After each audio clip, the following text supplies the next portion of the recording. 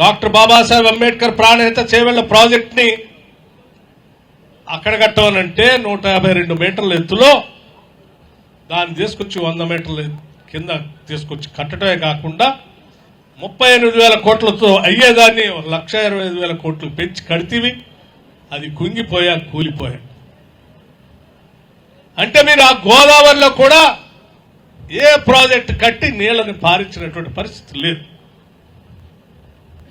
ఇవాళ. అందుకే ఆంధ్రాలో ఉన్నటువంటి ఒక పెద్ద ఆయన మాట్లాడుతా నేను బనకచెర్ల కడతా నువ్వు పూర్తి చేసి ఉంటే అంబేద్కర్ ప్రాణహిత చేవెళ్ళ పూర్తి చేసినా, లేకపోతే దేవాదులు పూర్తి చేసినా, లేకపోతే సీతమ్మ సాగర్ నువ్వు చెప్పి రీడిజైన్ చెప్పినటువంటి సీతారాం ప్రాజెక్టు పూర్తి చేసినా, ఇవాళ ఆయన నా ఫ్లడ్ వాటర్ నీళ్ళు ఇది వృధాగా సముద్రంలో పోయే నీళ్లే కదా, పోలవరం తర్వాత వృధాగా పోయే నీళ్లే కదా, మేము కట్టుకుంటే మీకెందుకు బాధ అంటున్నాం.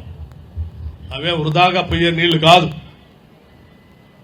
మేము ఇంకా కట్టుకోవాల్సినటువంటి ప్రాజెక్టులు పూర్తి చేయకపోవటం వల్ల కిందకి నీళ్లు వృధాగా పోతా ఉన్నాయి. ఇవాళ నువ్వు ఫ్లడ్ వాటర్ నేను కట్టుకుంటా పోలవరం తర్వాత సముద్రంలోకి పోయే నీళ్లే కదనంటే అట్లా కాదని.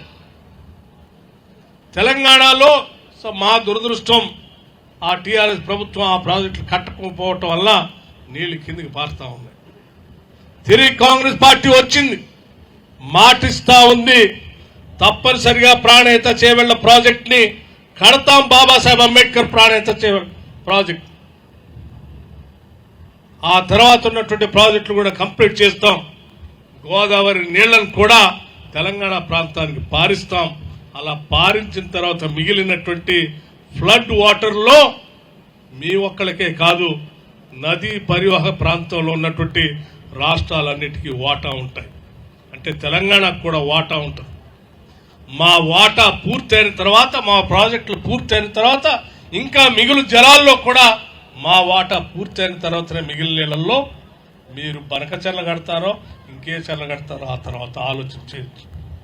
మా ఏవి పూర్తి కాకుండానే మేము బనకచెర్ల కడతా ఉన్నాం, సముద్రంలోకి వృధాగా పోతా ఉన్నాయి కదా మేము కట్టుకుంటామని అమాయకంగా ప్రజలను తప్పుదో పట్టించడం కోసం ఆయన ఎవరు మొన్న లోకేష్ గారు అనుకుంటాం ఆ మంత్రి గారు మాట్లాడుతూ ఉన్నారు. మీరంత అమాయకంగా ఏదో వృధాగా పోతున్న నీళ్లు మేము కట్టుకోవచ్చులే తెలంగాణ వాళ్ళు కావాలని అడ్డుపడుతున్నారంటే అలా తప్పుదో పట్టించే కార్యక్రమం మాత్రం చేయొద్దు అని చాలా స్పష్టంగా చెప్తా ఉన్నాం. మేము అందుకే ఇవన్నీ చేసినటువంటి దొంగలే ఈరోజు బయటకు వచ్చి బనకచెర్ల కడతా ఉంటే కాంగ్రెస్ వాళ్ళు ఏం చేస్తున్నారు. ముఖ్యమంత్రి రేవంత్ రెడ్డి ఢిల్లీ పోయి, ఉత్తమ్ కుమార్ రెడ్డి గారు ఢిల్లీ పోయి ఆడేదో చంద్రబాబు నాయుడుతోనే ఏదో లోపాయకారి ఒప్పందం చేసుకుని వచ్చారు.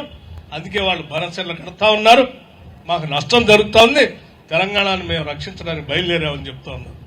నేను అడుగుతా ఉన్నాను, ఉత్తమ్ కుమార్ రెడ్డి గారు రేవంత్ రెడ్డి గారు ఢిల్లీకి పోయారు కాబట్టే ఇవాళ బనకచెర్ల ఆగింది, లేకపోతే వాళ్ళు కట్టే వాళ్లే తెలంగాణకి నష్టం జరిగేది.